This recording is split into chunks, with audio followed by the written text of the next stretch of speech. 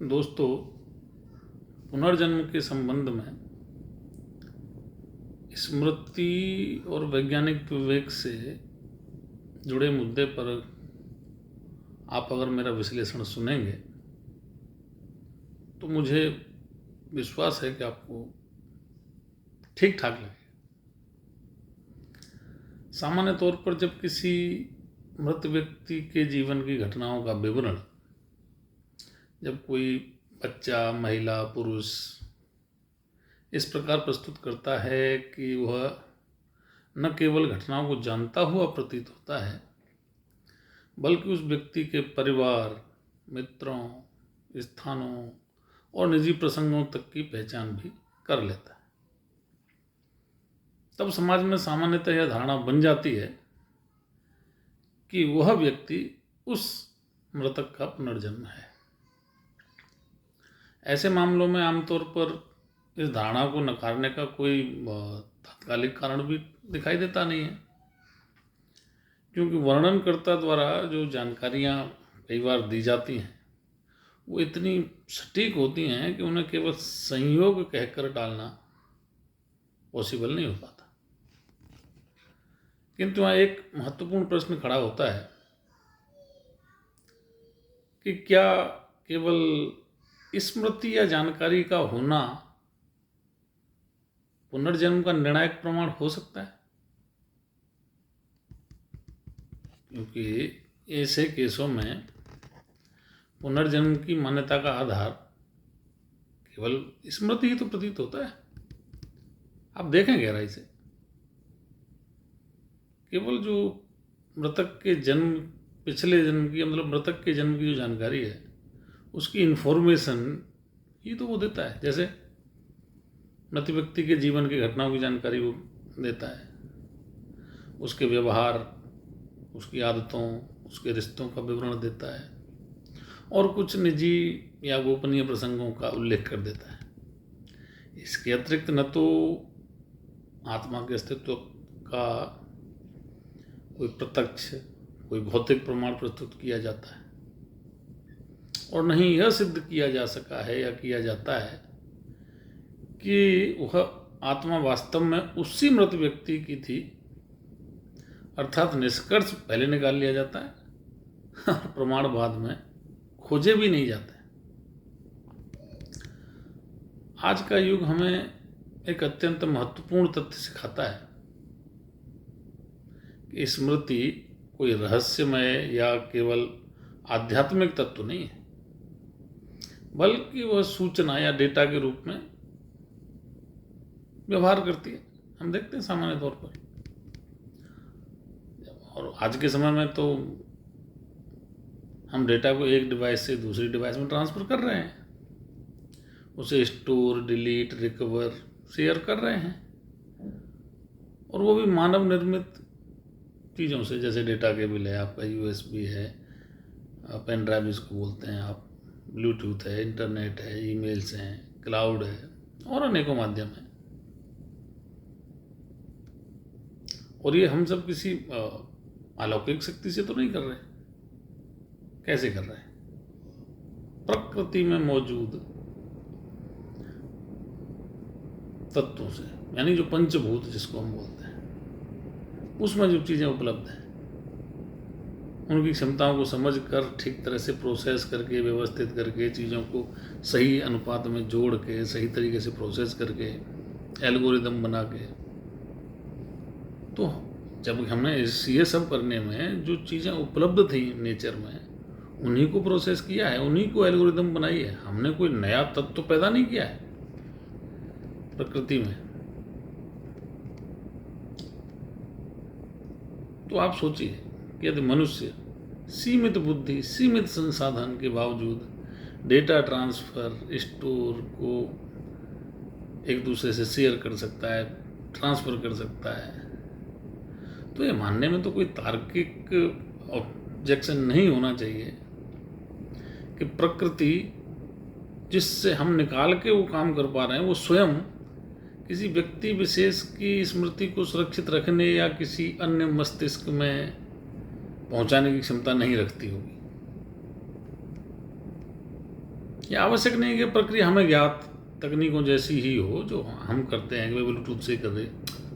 कोई और भी तकनीक हो सकती है जो हमें नहीं ज्ञात है, ऐसा माना जा सकता है।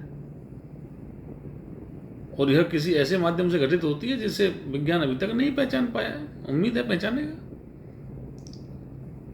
जैसे अगर आप सोचिए, पहले कभी हम कहते रेडियो तरंगें, उस अज्ञान के युग में मौजूद तो थी, लेकिन मनुष्य उन्हें न देख सकता था न सुन सकता था। कोई उनको वेव्स को मेजर करने का हमारे पास कोई इक्विपमेंट होता नहीं था। और उस समय कोई कहता कि यार ये जो अनविजिबल वेव्स हैं ये हवा में घूम रही हैं, ये मैसेजेस, संदेश, डेटा पहुंचा रही हैं, तो उसे उस समय क्या माना जाता? बोलते यार पागल है। परंतु तरंगें तो तब भी थी, बस ज्ञान नहीं था हमारे पास उनको पकड़ने का, मेजर करने का, पहचानने का। आज है, आज सामान्य बात है, कोई विज्ञान पढ़ा हुआ व्यक्ति है, समझता है, जानता है।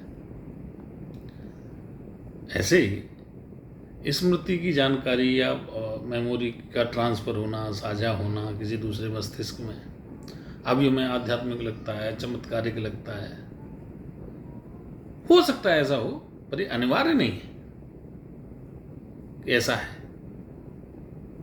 और ये तो बिल्कुल नहीं है कि आत्मा के पुनर्जन्म का प्रमाण हो गया। पुनर्जन्म मानने से पहले आवश्यक प्रश्न यह है कि तर्क संगत दृष्टि से हमें कहना ये चाहिए कि पहले तो ये सिद्ध करें कि आत्मा का अस्तित्व है, वैज्ञानिक तौर पर। अस्तित्व नहीं है ये भी विज्ञान नहीं सिद्ध कर पाया है, लेकिन अस्तित्व है ये भी सिद्ध होना चाहिए। फिर ये सिद्ध हो कि आत्मा शरीर से स्वतंत्र है, यानी मृत्यु के बाद वो उसी अवस्था में रहती है। हालांकि गीता कहती है कि आत्मा को तो नैनम छिदन्ति शस्त्राणि नैनम दहति पावक न चैनम क्लेदयन्त्या पूर्ण शोषयति मारुत। और कृष्ण के बराबर मैं तो ज्ञानी नहीं हूँ, मैं तो एक वैज्ञानिक बात कर रहा हूँ। मेरा उद्देश्य उस पर प्रमाण में मेरा पुनर्जन्म से संबंधित है। एक दो उदाहरण छोटा मोटा दाएं बाएं जाता है तो भटकने की आवश्यकता नहीं है। और बाद में यह प्रमाणित भी हो जाए कि आत्मा नए शरीर में प्रवेश करती है। ये तीनों चीज़ें जब सिद्ध हो जाएंगी कि पहले आत्मा का अस्तित्व है, शरीर के बाद भी जिंदा रहती है और फिर वो प्रवेश कर रही है, अगर हम उसको वैज्ञानिक तरीके से जिस दिन सिद्ध कर लेंगे उस दिन वैज्ञानिक तरीके से मान लेंगे। तब तक हमें न नकारना है न उसको ज़बरदस्ती मान लेना है, सुन लेना है। तो संभव है कि मृत व्यक्ति के जीवन से जुड़ी कुछ जानकारियां किसी अन्य व्यक्ति के मस्तिष्क में, उसकी मेमोरी में उपलब्ध हो गई हों,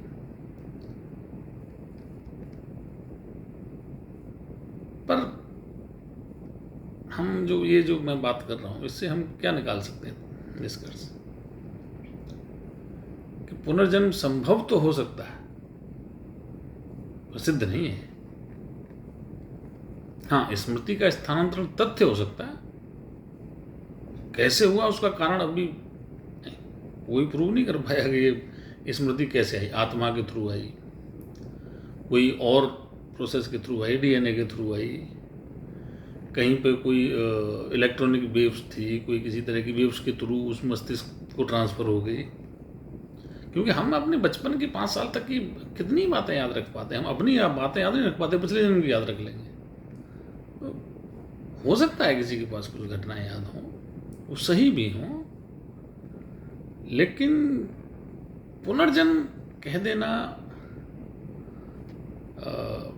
जल्दबाजी है। आत्मा का अस्तित्व वैसे भी आस्था का विषय है, कोई प्रमाण तो नहीं है।